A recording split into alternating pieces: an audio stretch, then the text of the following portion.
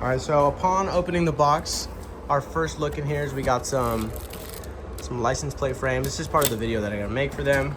But it came with a Fortune Auto certificate of assembly, dude. I mean, this is just, it doesn't get more legit than this. You get stickers and everything. These coilover adjustment tools are super high quality. I mean, it just feels solid. But let's get ripping into this box and see what we're dealing with here. We got Mr. Vizu himself pulling up in the E82, dude. What's going on, dude? Say what's up to the iPhone vlog. Damn. Bro is pulling up booty to booty here, dude. What's happening? And the sunset in the back? Huh? Oh yeah. Oh yeah. What are we thinking on the Fortune Auto with the coil covers, dude? Coiled up. Oh, mine get pretty dirty, bro. Yeah, dude, protected from the elements. Dude, yeah, bro. Let me run that. Let me try it out. See if I feel protected from the elements. Oh yeah. Oh, dude, they're not getting in there. They're not. Dude, that's legit. Alright guys, so this is going to be a pretty big project, I'm not going to lie to you guys, but I'm super excited. As far as I got a whole front end rebuild kit. I rebuilt these calipers a few months back. We got brand new lollipop bushings, brand new front hubs with bearings and everything ready to be welded on. And then obviously our super fresh Fortune Auto coilover kit that, I mean, I can't even put into words how excited I am for these. I've ridden in them on a E28 and an E82, and it just feels like nothing even compares to these. They feel like almost OEM plus, but as soon as you take a corner in these, I mean, you are on rails, and they handle amazingly well. So let's get into this and start this whole rebuild. So before I actually start my coilovers, I started cleaning, dude, because my garage is a mess with everything going on. This is where I had all my engine parts before. Got my brother's engine parts. Like, we're doing 2 engine rebuilds right now, a manual swap. Technically mine's a motor swap, but I got everything semi-organized, kind of ready to go. Once this is all cleaned up, and we're gonna move all the coilover stuff, front end rebuild, into the other garage. But I just want to give you guys a little update because I'm sweating my ass off. You know, I'm 5'9". I wear a size large t-shirt. Currently, I'm wearing a triple XL, dude, because I'm ready to go. Because I'm ready to go. Boom, and just like that, garage is cleaned up. No time for you guys, 2 hours for me. Let's go. But let's do a little breakdown before we start this full installation process and really dig in and see what these Fortune Autos are really about. At a first glance, these coilovers are super good looking. I mean, they're just absolutely gorgeous. Of all the coilovers I've seen, I think these are the prettiest. And even down to the hardware, things like the damper knob, it's very, a very defined click, which I really like. And not only that, but it has its own little locking hex nut to hold the damper in, which is something I feel like you usually don't really see. Or even these camber adjustment nuts right here, like they have their own sleeves around them. Everything is just very well put together and well thought. Even considering the inner shock, how it has its own boot, and it's very precisely fit. You have things like for the locking collars, it'll literally tell you it's a 5mm hex key, and these are double locking, so they actually have a hex key in there. These ones down here say a 4mm. I mean, like I said, it's about the details with these coilovers, and they just absolutely kill it. Moving along to the backside, so this is our rear shock, and it feels very heavy duty. I mean, comparatively to some stock standard rear shocks, this is a lot heavier, which I feel like provides a lot of just, I don't know, peace of mind knowing that this is good quality. The top hats are super thick. You have the same styled damper adjustment knob with the locking Allen key at the top, dude. I mean, these are awesome. I mean, these are just absolutely awesome. Also labeled down here, 4mm hex key, which is super cool. I don't know about you guys, but I'm definitely digging the whole color scheme of the rear springs as well.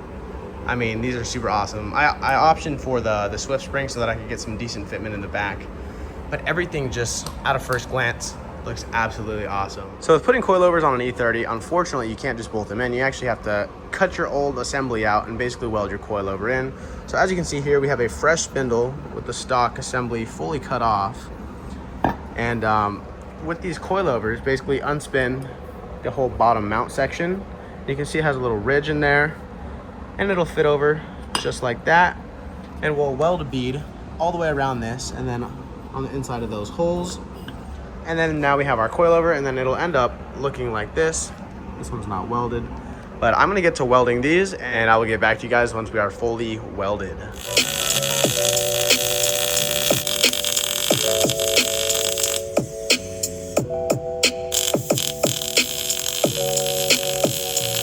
All right, you guys, I'm super hyped. We got these fully welded up.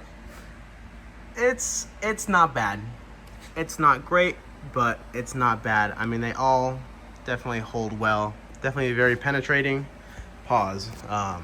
But we're gonna take all this suspension stuff, all the other stuff I have in the other garage, and we're gonna take the E30 to my buddy's shop, and we're actually gonna do this up on a lift, which I'm super stoked about. So I have this thing fully packed up right now. I mean, this whole thing is crammed full of parts, full front end, all the coilovers, everything. All right, you guys, I am currently driving to the shop right now like a grandma because we have a ton of parts in the back that we don't want getting messed up. But dude, I'm so excited. And I was thinking on my way to the shop right now, my car has never been on a lift other than for an alignment. So this is gonna be super sick. I've done all the work laying on my back in the garage. So this is like kind of a staple moment for the E30 for sure. But I will catch you guys when we get there. All right, guys, we are here at the shop right now. Currently, E30 is lifted up. We already have the rear springs out. We're gonna do the rear shocks. Probably do the whole rear end first, and then we'll move to the front. I am gonna be sad seeing the whole bigger brake kit up in the front leave, but at the end of the day, I'm gonna have a way better ride quality getting rid of the E36 front end. We got all of our parts laid out right here. And one thing I did really wanna show you guys is, so this is a stock lollipop bushing. You know, it's rubber, takes a lot of the vibration and damper from driving. And this is what I have. I have a solid mounted one, and it just feels absolutely horrible. So I cannot wait to have this back. And this will also fix my whole suspension geometry because these actually correct the caster. Bunch of geometry bullshit with the front end, but it's just gonna ride a lot nicer. All right, guys, so far we have the back right corner fully done. I have it adjusted to where I think it should be on the shock, and then I have it all the way maxed out low in the rear. And dude, let me tell you, this shit looks so good. I mean, when you compare that to this, I mean, it's just a world of a difference in looks. But super stoked. I'm gonna go ahead, get dialed in, finish doing the rear, and then we'll move along to the front. All right, guys, so we have the entire front end fully pulled. As you can tell, we are left with just about nothing. So super stoked, finally got this thing out. And we're gonna go ahead and install our Fortunato front end on these absolutely blown control arms, dude.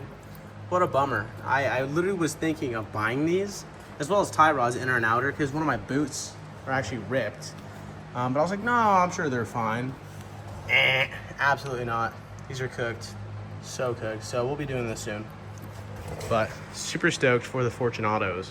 All right, you guys, after some trial and error, I got this hard-mounted lollipop bushing out. And this thing was a pain in the ass, dude. I mean, this is your only bushing in here. And I don't even know if I can get it out anymore. It's like a piece of nylon, dude. It sucks. Versus, obviously, your standard OEM lollipop bushing. So excited to see what this feels like. I mean, this is gonna change basically the entirety of how my car feels on the road. Because right now, every single bump feels like crap. But check this out. Look how good that looks, dude. I mean, come on. Stop playing with me. Fresh wheel bearings, fresh suspension, kinda. Obviously, gotta do control arms and stuff, but I'm super hyped. I'm gonna knock this out, and then I'm gonna get back to you guys once it's done. Good morning, players and playettes. It's like 9:30 in the morning right now. It's supposed to be at the shop at like 8:30. What can you do, man? Couldn't sleep for shit last night. I didn't get home until like 2 or 2:30. But we're gonna go get this thing handled. I think I have one coilover left over, and then we gotta put the brakes on and bleed them. Let's get this thing dialed. All right, so this is where we left off right here. Coilover fully installed, hub fully installed, looking super fresh. The painted dust shield. Now we're finally putting on these fresh brakes. Super stoked for these. These are fully rebuilt and resealed, but got them fully greased up. Let's get them on. All right, you guys, this is how we're looking right now. This side is fully done. Coilover is in, brakes are in, and I actually used some rust converter because my tire was rubbing right here with the old setup, and it was bare metal. So we kind of redid this area, but we're gonna move along to the other side. But This shit looks so good. All right, you guys, so as we're finaling up this side, we already have the other side finished. I'm just putting the rotors back on the hub right now. Everything is so far going pretty smooth. And just like that, we are in the clear and our rotors are good. So we're gonna go ahead and grab it, slap these new calipers on, which I'm super excited about. I mean, dude, this thing is just gonna look so fresh and it feels so fresh as well. All right, you guys, check it out. So I got the spacers fully put on, suspension fully done and in. Super excited. I'm about to put the wheels on right now after I actually torque these down, use a little bit of blue Loctite. And then we're gonna see what the fitment likes. This is all the way low, front and rear, and then we'll base it off of that and basically just perfect our fitment. All right, ladies and germs, I perfected the fitment in the rear by taking out the collar, I guess you can call it. But in the front, we have a little bit of an issue, actually a big issue, I'm not gonna lie. So right now, obviously car's not on the ground, but I have this at all the way positive camber on the top hat because over on this coilover, this is all the way negative. And you can tell there's not a lot of camber. Obviously it needs to sit down, it'll push up a bit more. But I made a mistake in welding the coilover. It has a bit of a slant. So that gap up there between the wheel and the actual coilover is 3 fingers on this side, 2 fingers on that side. So what I'm gonna end up having to do, unfortunately, is get a new spindle and a new lower, I guess, the lower portion of the coilover. And I'm gonna have to re-weld it and match it to this side, but for now we just have, I guess, not positive camber, but I'm not gonna be able to tuck these wheels, but they are even as is. And we're just gonna run it like that and probably fix it next week or so whenever the parts come in. What's going on, you guys? So it has been a few days since all those videos were recorded and the bird has landed in the nest. We are home. I was able to drive this thing and I mean, it just felt absolutely amazing. I've never experienced this car driving so nice. But like I was talking about with the fitment, we definitely need a little bit more negative camber. I have all the pieces ordered. Unfortunately, they're not gonna be here for a few weeks, but at least we have the suspension somewhat dialed. On more of a bummer note, check this out. Let's pop this hood real quick. I ran into a pretty gnarly issue with this motor. Actually, the motor itself is good, but it's my wiring completely failed me. I don't know what the deal is. I mean, I've been digging through all my wiring. Basically, fuel pump isn't getting any power. Bunch of bullshit, but basically how it goes is there's a main relay that sends a signal to your fuel pump relay, which then powers your fuel pump fuse, and I'm getting none of that.